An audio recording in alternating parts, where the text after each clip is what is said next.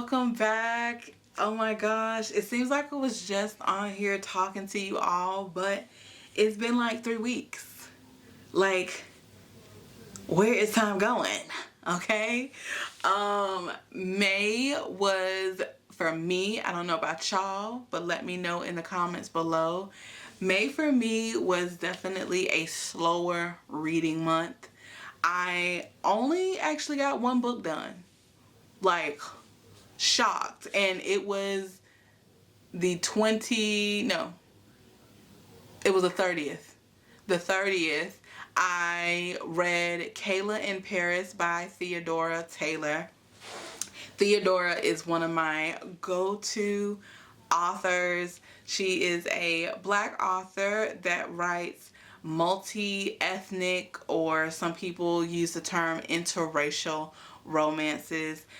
So pretty much all of her books involve couples featuring a Black woman with a man of a different ethnicity.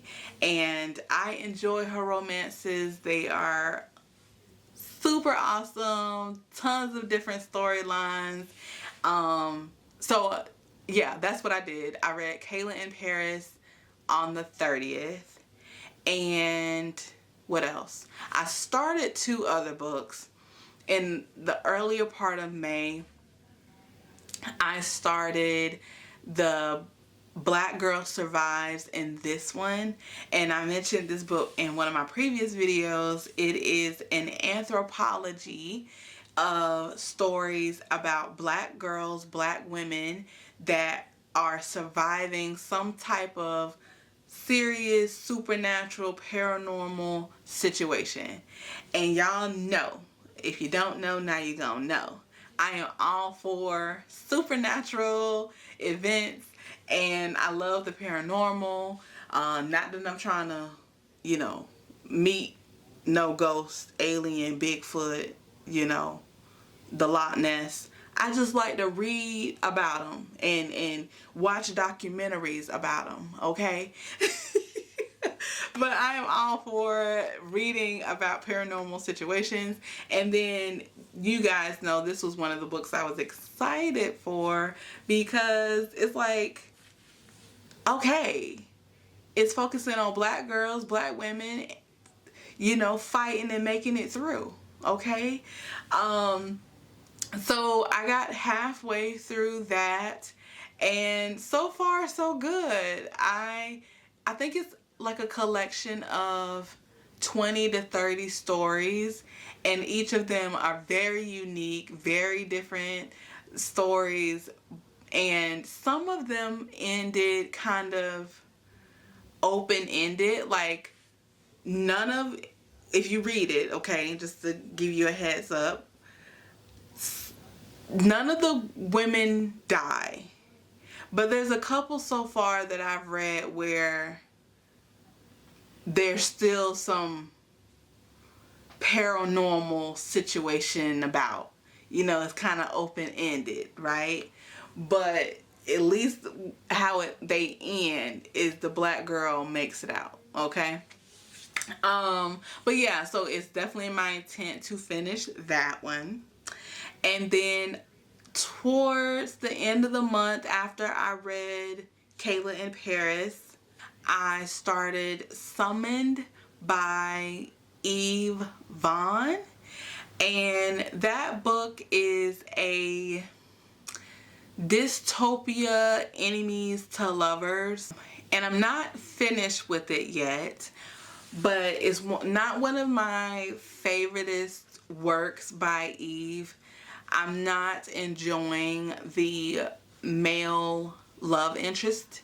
He starts the book off very jerkish, which is understanding given his role that he's playing in the book. But the transition that is made from him being a jerk, super alpha, to I can't live without you and I just gotta have you all the time, the transition I don't like, okay? So definitely gonna finish it, but it's not one of my favorite works. So those are the 3 books that I read in May, but what I wanted to actually focus on in this video is a game. So I was scrolling through Facebook and I was inspired by a post, and it had a list of different things, and it was kind of like Never Have I Ever, right? And I've never actually played that game because I'm not one to like sit around. Like as a kid, I wasn't one to like sit around and play like, you know, those little games and stuff.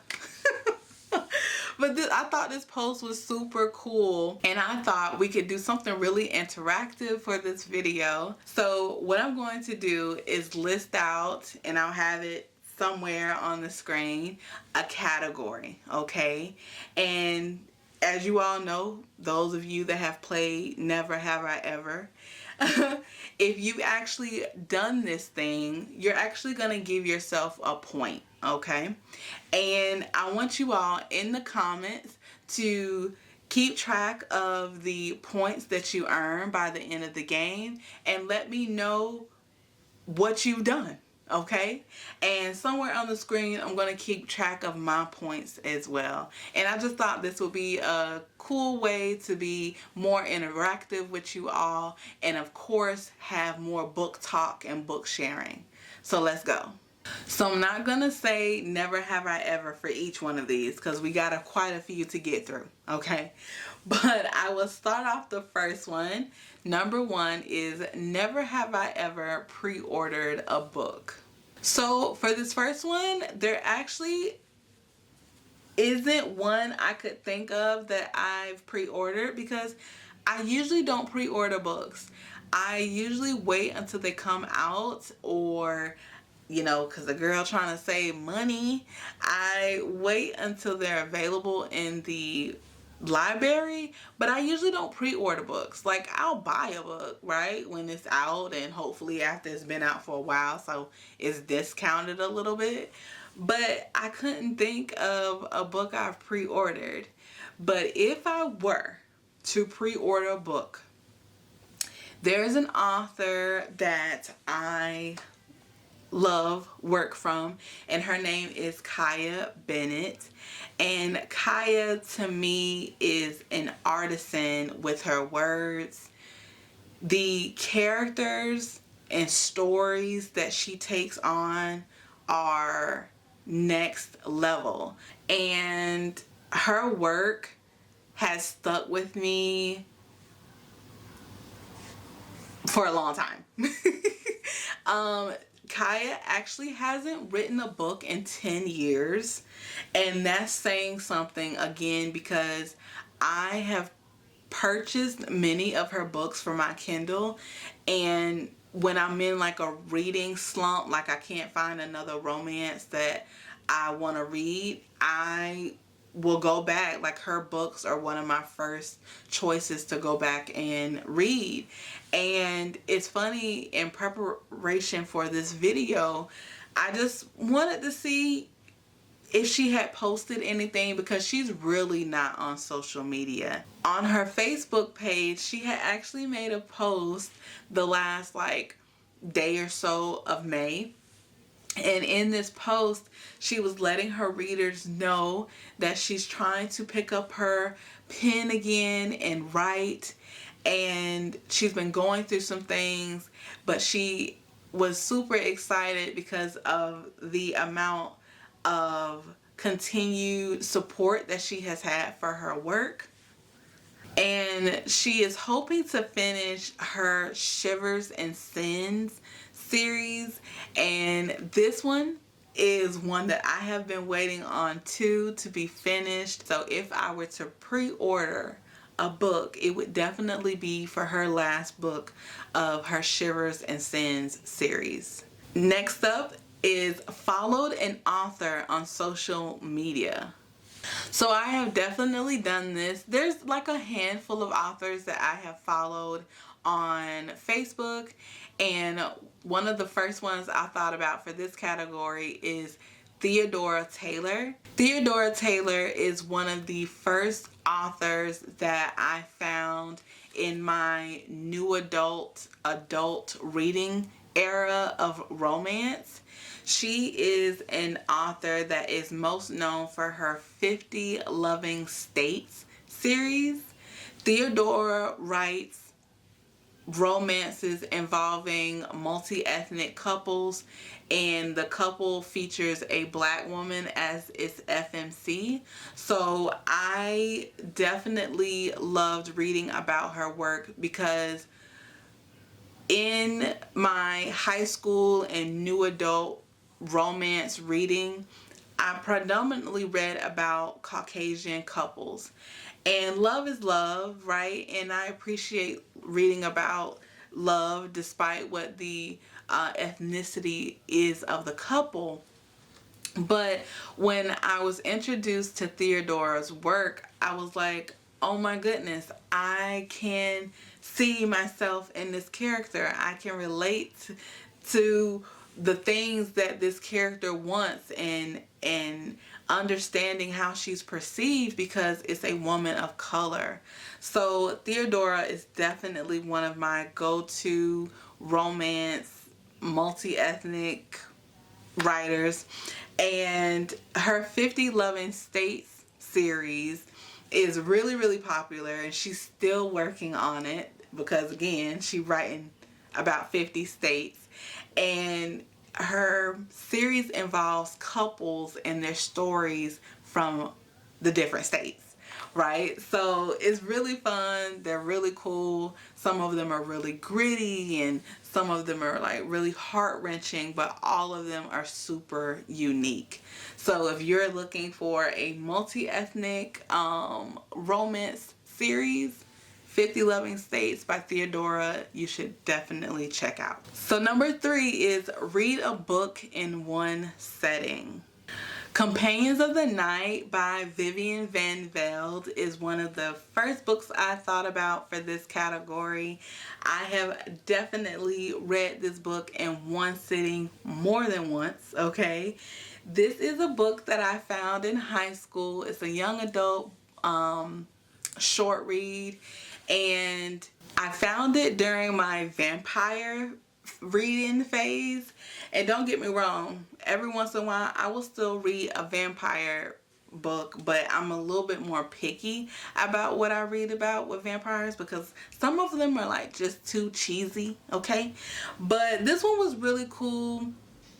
And this book I actually did a YouTube short. I think it was maybe my second YouTube short that I did for the channel, and I still stand on what I said in that short. I feel like Companions of the Night is, even though it's one book and it's short, I feel like it's a better read than Twilight. I said what I said.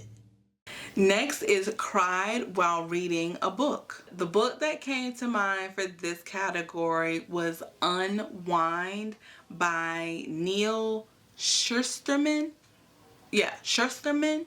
This is a young adult dystopian book, and it's the first one in a dystopian series. And Unwind takes place in a society where unwanted, troubled teens, those that are labeled troublemakers, are at risk of having their body parts salvaged. And the teens in this society have this risk until they turn 18. And the first book focuses on 3 teenagers that are struggling to stay alive and survive. And there's a part of the book where they get caught and they're in a facility, and there's a bully. This bully is eventually chosen by the head doctor to be unwinded.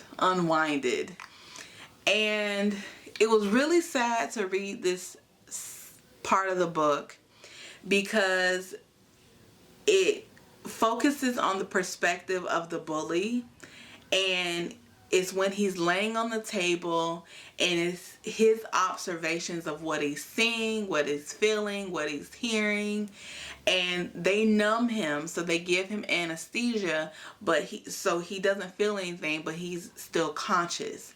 And so you read about how he feels, like something's missing, like his leg is missing, his arm is missing, and it continues on until eventually his thoughts drift, until his consciousness is gone.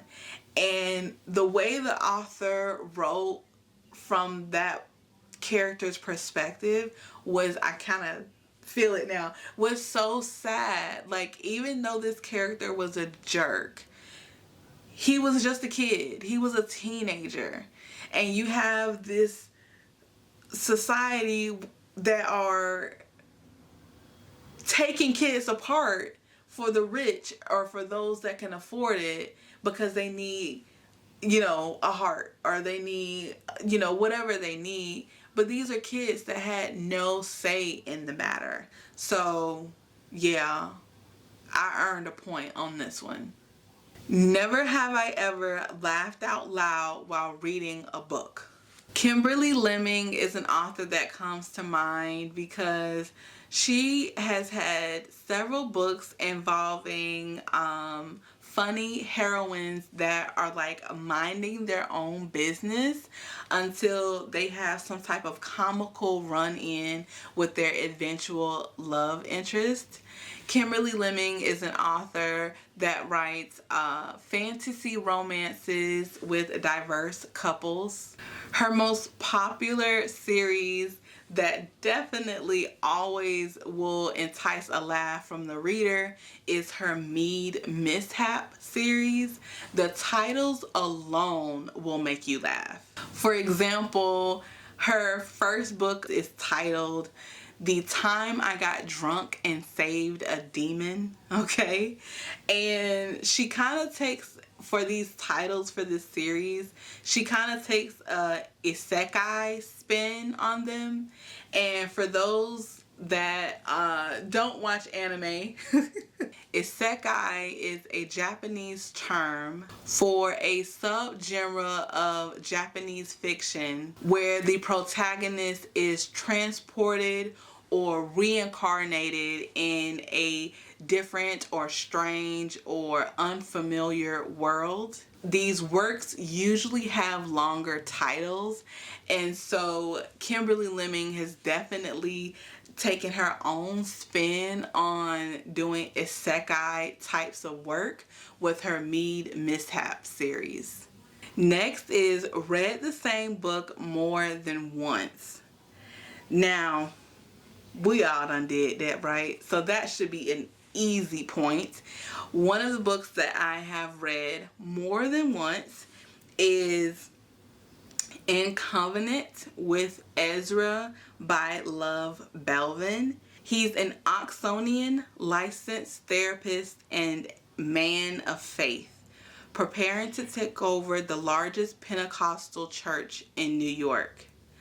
She's an all-around-the-way girl from Harlem, struggling with 3 jobs and school to make ends meet for so many. So what could they have possibly in common? Find out how Ezra Carmichael and Lex Greer make a covenant, creating a sphere for both of their worlds to harmonize. So this is a romance African American series. Ezra was the love interest, and the author wrote his character so well. As it mentioned in the synopsis, he's a man of faith, and he has so many different layers. He's also has sociopathic tendencies. He's not able to, even though he's a religious man, his emotional capacity or perception is different. And this made for a very interesting dynamic between him and Lex. And he also participates in BDSM. Not all of the characters, okay? But he also participates in BDSM. So it was really, really interesting, but so well written, so tasteful. Because some books featuring BDSM content is really, you know, grimy and just but it's some of it's supposed to be that way. But Love Belvin did an amazing job with her characters, with the story, and I have reread this series more than once. Okay, so just as a warning for anybody that plans to check out that series, it does contain profanity, acts of bondage, and dominance, okay? And there is some violence, okay? Number 7 is stayed up past 2 a.m. reading a book. And I definitely can give myself a point for this one. One of the most recent reads that I can think that I did this for was The Tainted Cup. I featured that book in my last video, and so far The Tainted Cup has proven to be like my #1 read this year. And it's shocking because it's not a romance. You know, like, y'all know I'm all about romance. Like, that's mostly what I talk about on this channel. All right. And my #1 book so far isn't a romance. Like, whoa. Tatted words from a book on your body. I can't give myself a point for this one. I can't even think of words that I would want to tattoo on my body. Like, I want a tattoo. I don't have any. But I have not made that commitment yet. Maybe I will one day. And just reading this one, I think I need to start keeping track of quotes that I like from books. I'm going to start doing that. But I don't have any that's I've recalled that I would want to tattoo on my body. But let me know below if any of you have quotes from books tattooed on you. Alrighty. Never have I ever messaged an author to tell them how much you loved their book. So I have done this, and the author that I have done this with is Nina Campbell. Nina writes some pretty gritty, I guess you can maybe call them romances, some of them, not all of them. And this was with her Horrorscape series. This is a series that I started in high school, and it definitely was a series that I had to wait until after high school to finish because of how the content continued to get more non-high school appropriate. So definitely I haven't read a bunch of her work. I've only read 2 of her series, but I enjoy what I've read so much that I have reached out to her on her Facebook page to let her know how much I enjoyed her Horrorscape series. Bought the same book in more than one format. And I mentioned before, like, I be trying to save money, okay? So no, I have not bought a book in more than one format. I don't see why I would do that. Have you? Never have I ever experienced a book hangover. And I have definitely experienced a book hangover. So there's a series called Her Instruments. Is it Her Instruments? I might have mentioned this in one of my previous videos early on for the channel. and it is a 4-part series, and it's not long in terms of series, okay, but the books themselves are quite long. And so I have read those books back to back, and a lot goes on in them. There's a lot of character names to keep up with, like a lot, but I enjoyed it. It's another series featuring a black female character. It's a like space odyssey adventure series, and I even bought the Kindle box set version of the books because I enjoyed the series so much.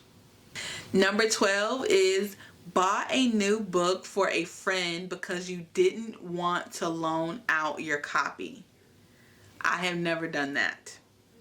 Read a book for self-care. So I have done a whole video on me buying books for self-care, and for me, I buy books more for spiritual, energetic self-care, and they actually sit behind me. Okay, I have moon spell books, changing your perception on things, blessings and rituals. Oh, I have some health food type books too. So those are my self-care books. Number 14 is read a book at a stoplight. So I know I have done this. I have definitely done this more than once, but I couldn't think of a title that I've done this for recently, but I'm gonna give myself the point anyway. This one should be another one we should definitely give ourselves a point for, is read a book while on the clock at work. 1,000% I have done this. Number 16, recommended a book to a complete stranger. So I have done this on more than one occasion, specifically online. I'm a part of a Facebook group called Black Girls Read, and it is such an amazing, supportive community online. There's book sharing and book talk all of the time. So I have definitely done this on several occasions. Number 17 is written notes or highlight passages in a book. So I am not one to do this. I don't even do it anymore with like books for school. I don't like making notation on the pages of a book, even if it's a book that I'm keeping, that I've bought. I don't like to do that. So I'm definitely one to go get a notebook, to get some sticky notes, right, to take notes on, but I don't write on the pages of books. If you do, that's okay though. No judgment here. All right, y'all, we are almost there. I hope you're giving yourself some points. Let me know again in the comments what you are getting your points for. Next up is never have I ever attended a book signing. So I have not had the opportunity to do this. I have never been to a book signing, but it's definitely something I would love to do. I see sometimes when I'm scrolling through Facebook, like there's like these book conventions or these book cons, and I would love to go to one. So it's definitely on my wish list. Number 19, said you had other plans so you could read. Called in sick so you could read. Now, I would be foolish to admit to doing this. There's been times where I've been home sick, okay, and to pass the time I've read, but you're not going to catch me admitting to calling out sick to read. Claimed a book boyfriend or girlfriend. So it is definitely a dating desert where I am, okay? But I have done this on more than one occasion. And one of my book boyfriends is Mason Fairgood, and he is a character from one of Theodora Taylor's books from her 50 Loving States. His story takes place in Arkansas, and I just love how transformative and the efforts that Mason goes through in order to be a better man for his love interest. So I just love him. So he my book boyfriend. Lied about what you were reading. So I have definitely done this, and I did this more so when I discovered dark romances, and I felt so what's the word? I couldn't explain why I was so into dark romances. So when someone would be like, "Oh, what are you reading about?" Aliens.